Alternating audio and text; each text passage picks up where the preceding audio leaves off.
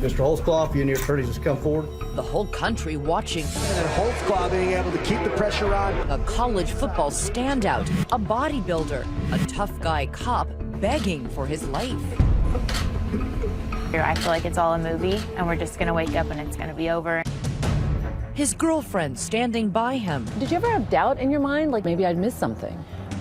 His parents going through their savings to save him. What's it like watching your son be portrayed as a monster, a predator? It's very hard. And he's not the villain that they portrayed him as. But a dogged detective, his very own colleague, who interrogates him. Nothing sexual went on. Nothing sexual. Gathering physical evidence in that tiny room to convict him. Tonight on 2020, we're taking you inside the case that made national headlines.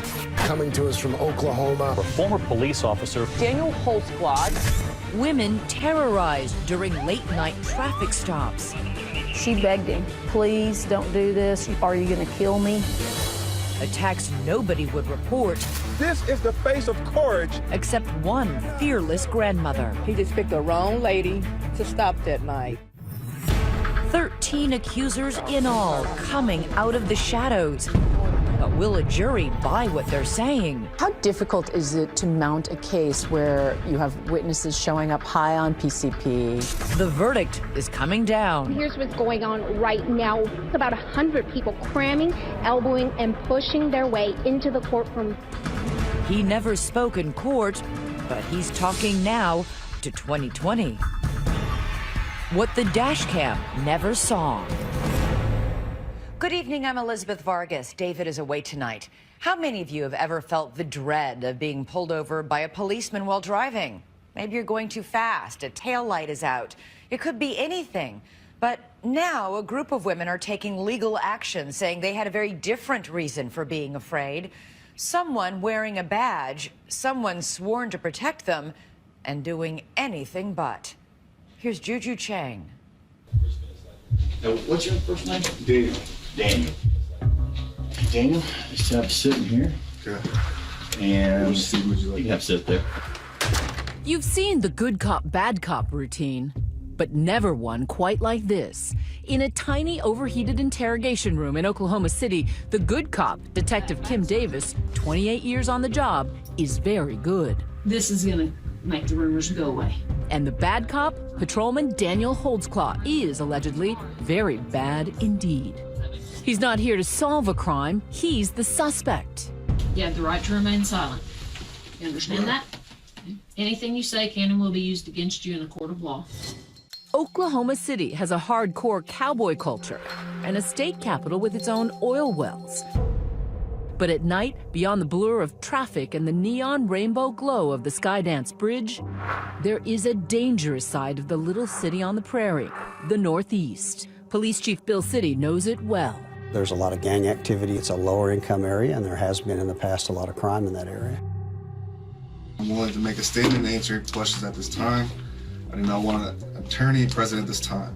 Officer Holtzclaw is accused of sexually assaulting a woman he pulled over on the night shift just hours earlier. It's a stunning tumble for a hulking former football hero. Holtzclaw in on the tackle.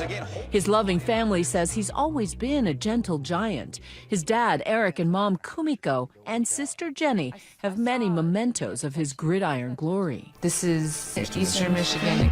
Holtzclaw, nicknamed the Claw by teammates, was a football star in high school and an All-American at Eastern Michigan University. What a story Holtzclaw is. Young man out of Enid, Oklahoma. He excelled in football. He became an all-state player at Enid High. He was recruited to a Division I school. And he wanted to go play in the NFL. He wanted to be a pro football player, and that was his dream.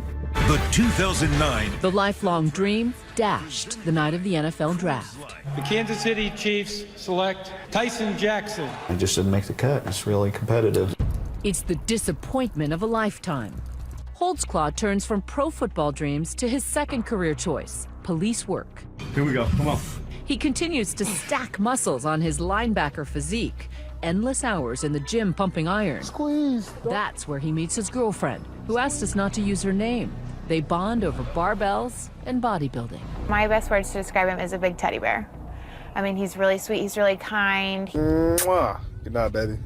And religious, too. She says they attended church every week. Daniel would send her Bible verse selfies. Romans 12, verse 10. Love one another with brotherly affection as members of one family. Holtzclaw even had a verse tattooed on his arm. I can do all things through Christ who strengthens me. They'd only been together 6 months, but were already thinking about forever. Do you think this was leading to marriage?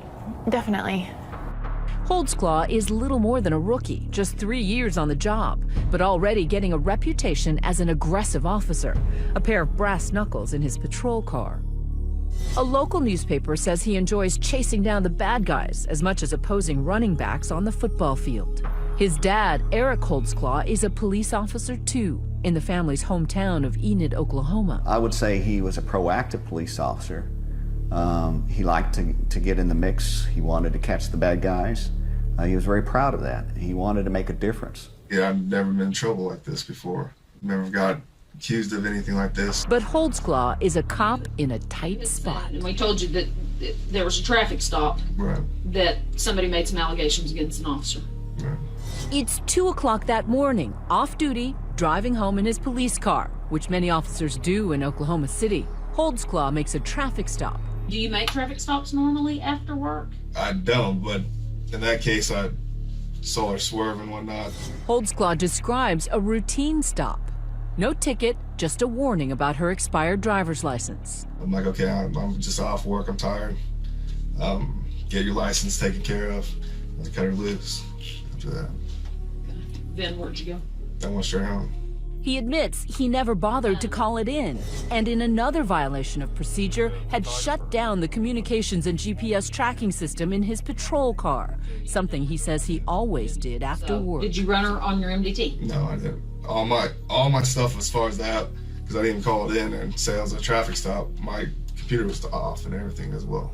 But that female driver is telling police a very different story. She says the officer made her expose herself and sexually assaulted her right there in the back of his patrol car by the side of the road. Well, was there anything? An accidental touch, anything? If she thought it when I passed searched her, but it was nothing as far as I felt like I would do anything as far as sexual or anything like that. Detective Davis had met with the woman earlier that morning. What was your first impression of her? Her makeup was smeared because she'd been crying. I mean, I can see her face right now and the fear in her eyes and in her facial expression. Nothing sexual went on during that 15 minutes. Nothing sexual. Holtzclaw's sister says all she sees is a man telling the truth. When you look at the interrogation video, what do you see? That's Daniel. Daniel being honest, straightforward. He had nothing to hide. Detective Davis disagrees. I just thought he was very robotic. He didn't express any shock.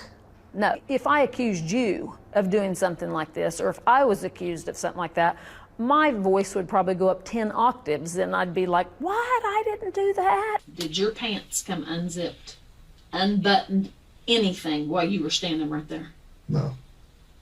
But after more than 2 hours cornered in that stifling interrogation room, I don't know if this shirt's gonna be big enough for you here. There you go, boy. he's stripped of his badge, his gun, and humiliatingly, even his uniform. Standing there in borrowed clothes in that tiny room, Holtzclaw calls his girlfriend. Hey, baby. Babe, I need to tell you what's going on. It's crazy. You've just witnessed the end of Daniel Holtzclaw's short career in law enforcement. Hey, until this investigation gets all completed, what's going on, we're going to put you on administrative leave of pay, okay? Sure. Not only is he no longer working for the police, now the police are working against him. When we come back, we'll meet the woman from that nightmare traffic stop. He just picked the wrong lady to stop that night. And later, the invisible evidence found on Holtzclaw's uniform, the pivotal clue detectives find on those confiscated pants. Was that a smoking gun in a sense? Stay with us.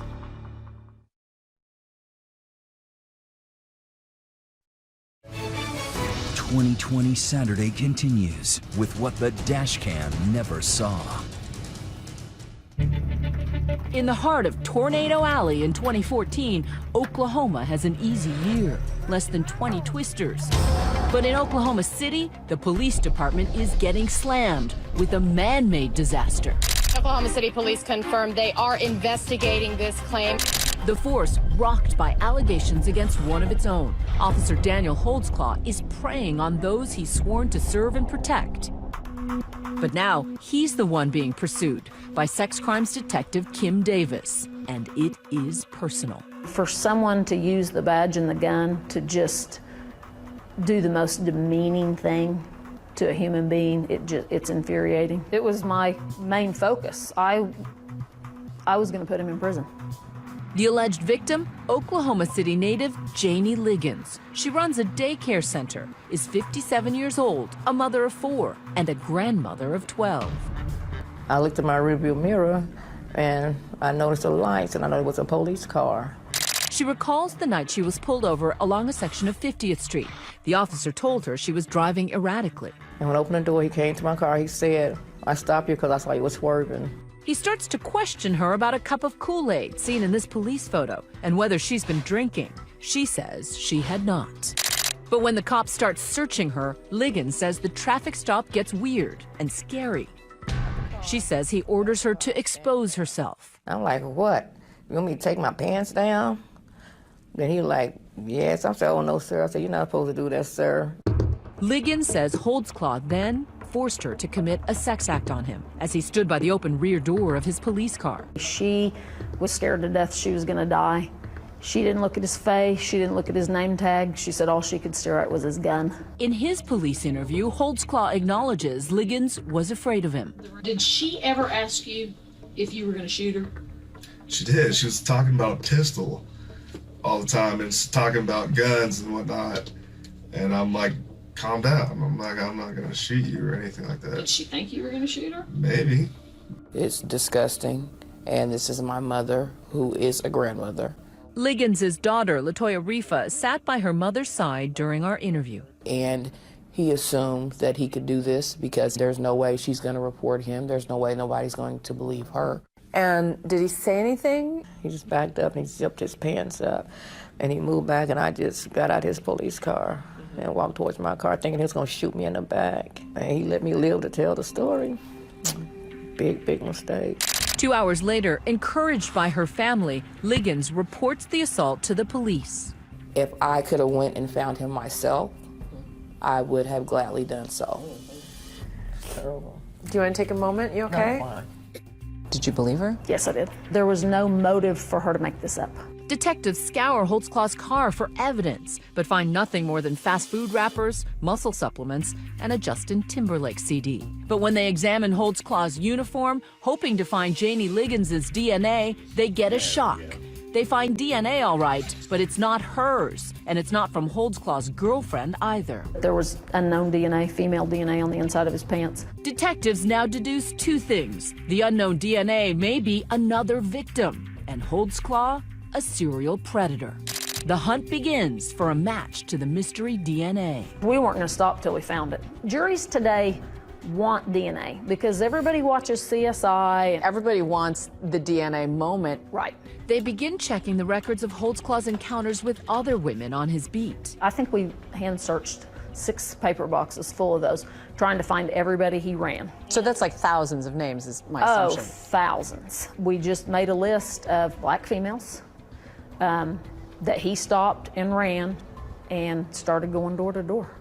Behind those closed doors, and as the investigation widens, just what they feared. They find more women who say they too were attacked by a cop. And when the story leaks, An officer has been placed on administrative leave. Still more women come forward. Take the case of 22-year-old Shardarian Hill, who was handcuffed to this hospital bed, high on drugs after an arrest, when she says she was sexually assaulted. I didn't know what to think. I was scared because I was just like, this.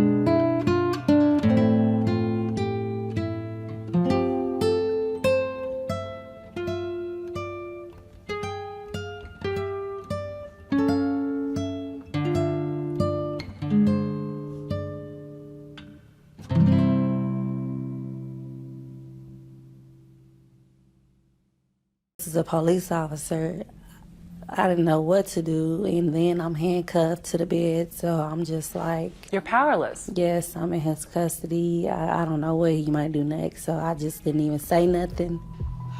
And then there's Carla Raines, a 45-year-old mother of two, who says she was forced to expose herself by an officer, supposedly checking for drugs or weapons. So it got to the point to where I raised up my shirt. Okay, can I go now? Can you let me go? Why didn't you report it? I didn't think that anything would happen.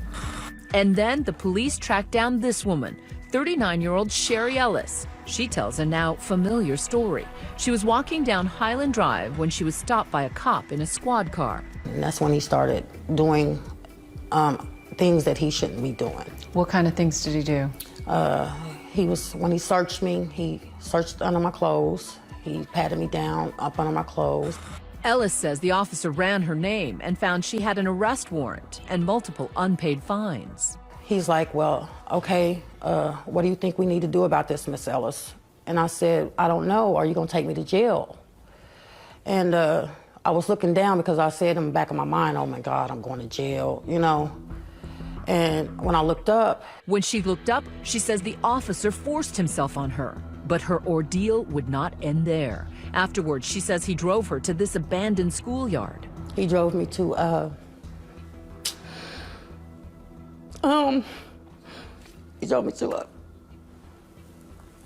school, and let's side of the school in the back. And he opened the door, he told me to get out and pull my pants down. And allegedly assaulted her again. When it was over, he said I was free to go. And now police are connecting all those cases, the women, African American, and mostly middle-aged, to that young, all-American, clean-cut cop, Daniel Holdsclaw, an officer allegedly leading a double life on the night shift. 2 months after his interrogation, he is arrested in the parking lot outside his gym. The police officer arrested. Officer Daniel Holdsclaw is in custody tonight, with several women coming forward claiming to be his victims.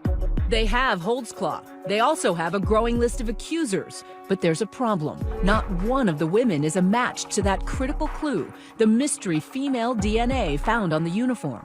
We kept going and kept searching because we had to find a match. When we come back, something else that's not adding up. Is it possible police are chasing the wrong man? Your description doesn't match Daniel Holdsclaw.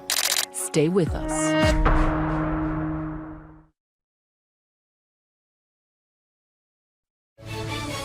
2020 Saturday continues with what the dashcam never saw. Why in the world would she make this up? I don't know. She was cooperative. She was nervous. You know what? If this is a bunch of false allegations, then I want it cleared up too. From that claustrophobic interrogation room where Officer Daniel Holdsclaw insisted on his innocence, to the urban Oklahoma City neighborhood called the Northeast, Detective Kim Davis and her colleagues were working furiously to investigate a ballooning number of sexual assault allegations against the policeman. 3, 6, 12, and finally, 13 women. What was the pattern of behavior when he would stop a woman, a potential victim? He would check their background first, and if it was convictions, drug use, prostitution, then he would target them. He would say, well, I need to search you. I need to make sure you don't have, and it would kind of start from there. As Holdsclaw begins preparing a defense, his family hires private investigator Brian Bates. I can confidently say Daniel did not do the things that he was charged with. Bates is well known in Oklahoma City as a video vigilante for posting videos of prostitutes and their customers caught in the act. Hey, Debbie. What are you doing? Running off the prostitution going on. He says because nearly all Holdsclaw's alleged victims have a history of drug abuse, prostitution, or outstanding warrants, they're not to be believed. We're dealing with a lot of people that their entire life is spent committing crimes. It's just a simple fact. Lying is second nature to committing these crimes. So I know that you have a criminal record. Yeah, but I don't really want to talk about that. You don't want to talk about it? They are the perfect victim. Nobody's going to believe them. If you believe them, who cares? They're prostitutes. A prostitute can't be raped. Yes, they can. Yes, they can. So that's why he was picking these kind of women, because that's the perfect victim. Perfect victims, but far from perfect witnesses. The Holtzclaw private eye, Brian Bates, plays me several police interviews he says prove the women are not credible. Remember Carla Raines, the woman who says she was forced to expose herself? In her police interview, at first, she repeatedly denies she's a victim at all. Have you ever come to any contact where an officer has been inappropriate? No. You ever had to expose yourself to them? No.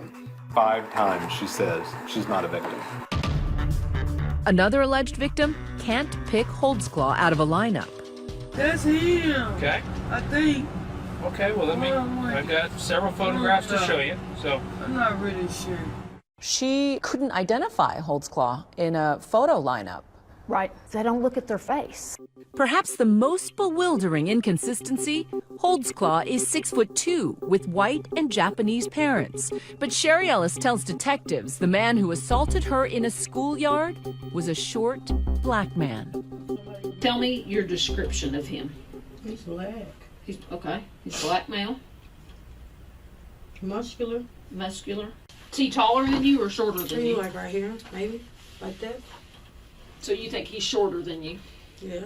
You describe him as being like this to you, right? Mm-hmm. And you're about 5'10"? 5'11". 5'11"? Yeah. Daniel Holtzclaw's like 6'2". Oh, see? I still didn't know that. I mean, that's kind of a big difference, right? Yeah. Well, I really didn't pay any attention. I really didn't. I just knew it was being done to me. Does this trouble you at all that the descriptions are so far off? No. Can you imagine going through that trauma and then trying to remember how tall he was, how much he weighed, what did he look like when you're being sexually assaulted? You know, that's the last thing on your mind. Among their many other problems, most of the 13 accusers never reported the sexual assaults. Why do you think all the other women stayed silent? Because of their lifestyle and their relationship with the police department. But one woman did not stay silent. Remember Janie Liggins, daycare worker and grandmother? She went to police right away, within hours. How did she describe the attacker? She said that he was big, muscle bodybuilder big. She thought he had blonde hair. Once he started doing the things he was doing, she was afraid to look at his face and she was afraid to look at his name tag because she thought if he saw her doing that, that he would kill her. She may have gotten the hair color wrong, but not the color of his car. She describes an all-black squad car, which turns out to be an important detail. At that time, we were in the process of converting over to all black. Most of our cars were still black and white. One of the few officers driving a solid black car at the time, Daniel Holtzclaw. So in your mind, she was credible? Yes. But what about his credibility? When we come back, we'll hear what the former All-American athlete has to say for himself. I want people to hear from me. Our interview with the disgraced police officer Daniel Holtzclaw. Next.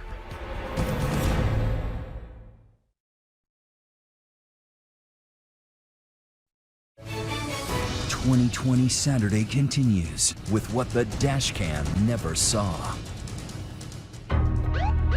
If the allegations against former Oklahoma City police officer Daniel Holtzclaw are true, he is a serial sex offender, a predator who used his power and position to prey on women. And this is with his patrol car. Yeah, he was very proud. But that is not how the Holtzclaw family sees it. There's just no way. There's not a fiber in my body that believes he did it. In his boyhood home in Enid, Oklahoma, he's still the hero with his own personal Hall of Fame in a corner of the living room. His biggest fans, his parents, and sister Jenny. He's such a loving brother. He has such a big heart. To them, he is forever the pistol-packing birthday boy, the perfect prom date, anything but the prime suspect in a series of notorious crimes that revolted the country. Officer Holtzclaw, do you have anything to say? What's it like watching your son be portrayed as a monster, a serial rapist, a predator? It's very hard. He's just like you and me. He's just a man. And he's not the villain that they portrayed him as. To fund their son's defense, the Holtzclaw say they have emptied bank accounts and asked for donations. Eric Holtzclaw has indefinitely delayed plans to retire. Hello? Please take call from an inmate at a correctional facility. Hello? On a scratchy phone line from behind bars, it's the accused calling, Daniel Holtzclaw. Officer Daniel Holtzclaw sexually abusing several women while he was on duty. The object of so much public scrutiny and scorn, about to speak publicly for the first time. Daniel Holtzclaw had told 2020 he wanted to talk on camera, but authorities will not allow it. They say for his own safety. A former cop behind bars is a target. What made you want to talk to us? I want people to hear from me how I respond to these questions so they can see the truth. I have nothing to hide. You say you're not guilty. You're telling me you never raped any of those women. Absolutely. Have you ever sexually assaulted any woman? I have never sexually assaulted anyone. Holtzclaw says not only did he not commit these crimes, there were no crimes. He insists the women, all 13 of them, are lying. He claims none of them were sexually assaulted by anyone. Why would 13 women lie? Detectives approach these women and say, we have a tip that you've been sexually assaulted by an Oklahoma City police officer. It's basically giving them a lottery ticket to say yes. They went out and sought these people and planted the idea that, oh, we're investigating this officer that we think may have assaulted you. Could it be that you reverse engineered the investigations and put the power of suggestion into some of these potential victims' heads? You could do that. I mean, I guess, but I didn't. In our interview, Holtzclaw freely admitted that he did have interactions with all of the women.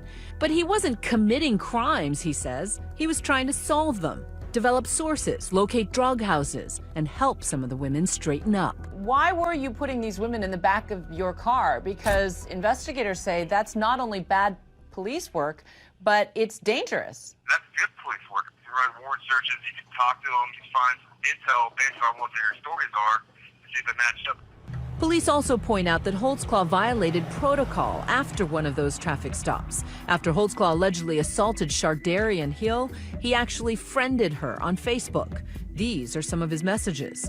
Making sure you're doing okay and staying out of trouble, reads one message. And on at least 5 occasions, he asks her to call him. We don't Facebook friend people we put in jail. That's just stupid.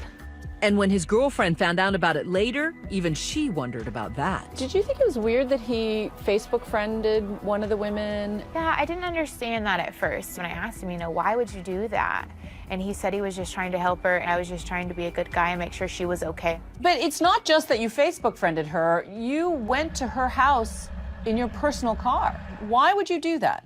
Basically, just check up on her, make sure she's okay. I should have not done that. I was wrong, but I did not do anything to her. I did not come on to her. That is not what Shardarian says. When he got there, he was trying to get me to have sex with him. Police continue hunting for the most incriminating evidence of all, that elusive mystery victim, the DNA from Holtzclaw's uniform pants. Kim Davis and other detectives searched through records of every person Holtzclaw checked for outstanding warrants. First name's gonna be Carla. So it was gumshoe detective work? Yeah, it was just hitting the streets, putting on our tennis shoes and going. And then the tennis shoe detective work pays off. Detective Kim Davis locates a girl who may be the most important witness of all, a 17-year-old. Holtzclaw had given a ride home just hours before pulling over Janie Liggins. The teenager tells police Holtzclaw assaulted her too. He started searching me like this, and he put his hands up under my clothes and started fiddling on me. Did he say anything then? He was like, well, you know you have warrants, and I don't have to take you to jail today, so this is what you're gonna have to do. Davis then swabs the teen's mouth, collecting a DNA sample. To compare to any DNA that we've got on his clothing. They send it off to the lab, and bingo, it's a match, confirming that her skin cells were found inside the fly of Holtzclaw's pants. He says there's an innocent explanation. He may have picked up the girl's DNA searching her and then transferred it to his pants during a bathroom break. But the police are certain that DNA is going to put him away. When you got that DNA match, what went through your head? Well, I said I was going to do a backflip off my file cabinet, but I didn't. Oh, I was just ecstatic because that was the DNA moment. When we come back, the high-stakes Holtzclaw case comes to court. Everybody's got to leave the floor. And Oklahoma City braces for a storm. 32 counts, no, man! Truth and justice. It's important to note that the officer was a white officer. Black and white. And the only things black in the courtroom was the 13 black women in the judge's robe. Watch what happens next.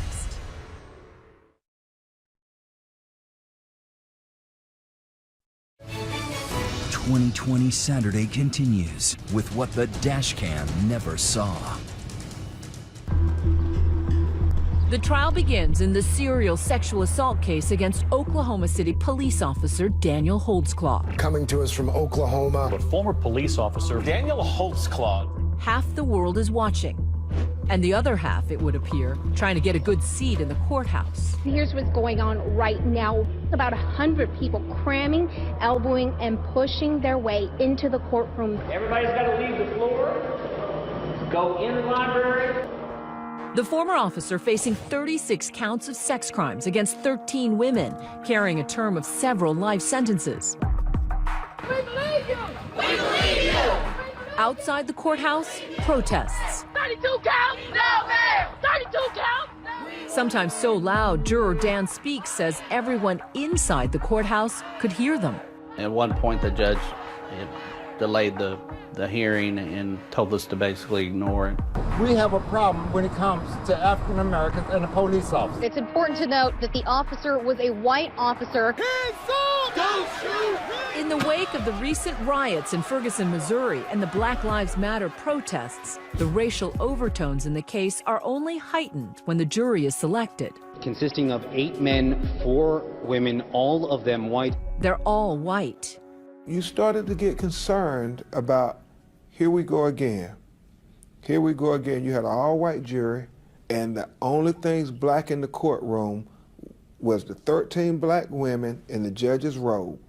Hello? Hey, can you hear me? Yeah. Okay. Holtzclaw tells me his theory on the phone, that the police department manufactured a case against him to satisfy the public outcry. We want life! 36 counts! We want life! Why do you think the police intentionally railroaded you? If they didn't convict me, there would be the next Ferguson deal happening in Oklahoma City. And so far, we have heard from 3 of the alleged victims, but there are still 10 more that we haven't heard from.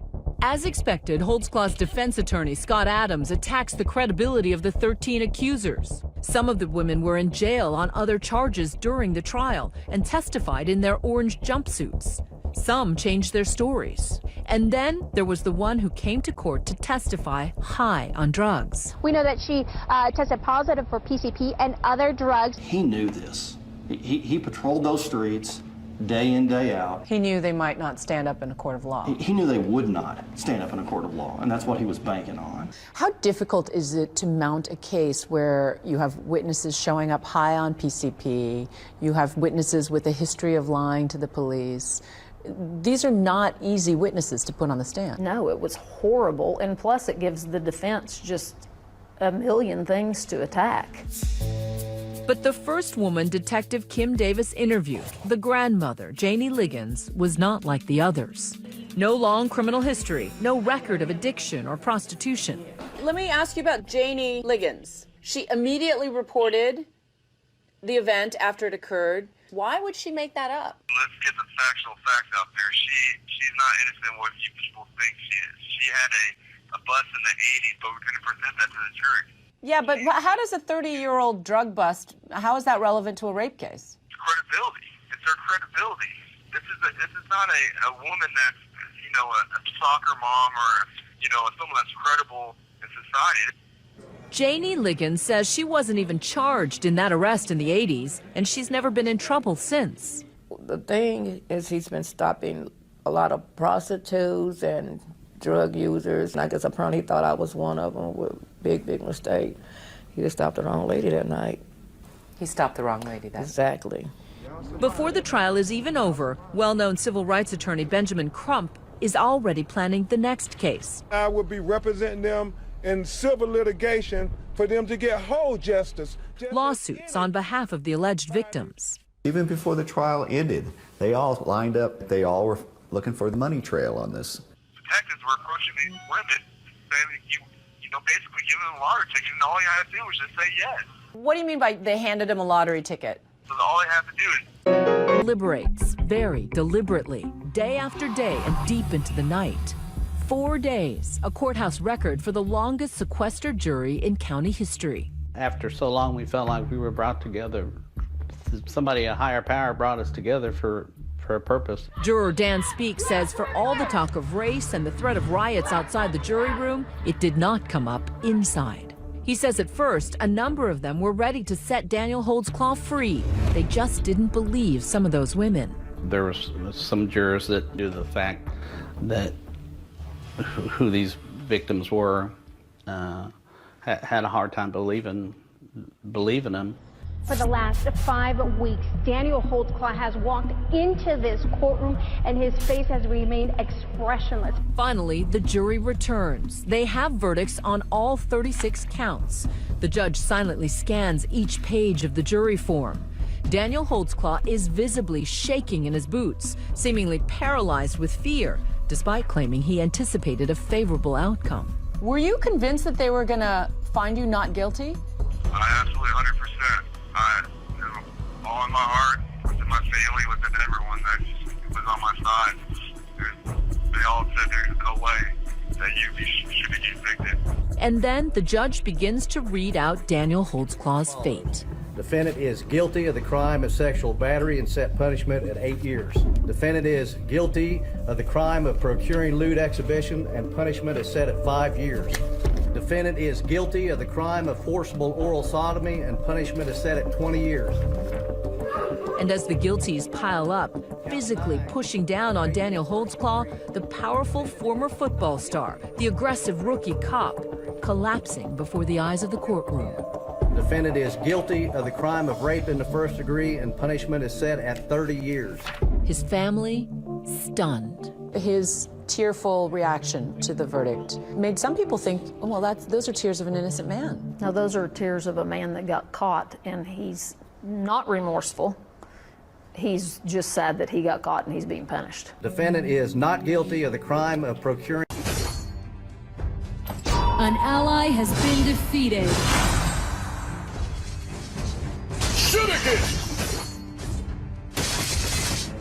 To earn a ninja's loyalty, you must pay dearly. Retreat! Mistakes are not allowed on the battlefield. Mistakes are not allowed on the battlefield. Retreat! Retreat! Bonds created by blood are not easily broken.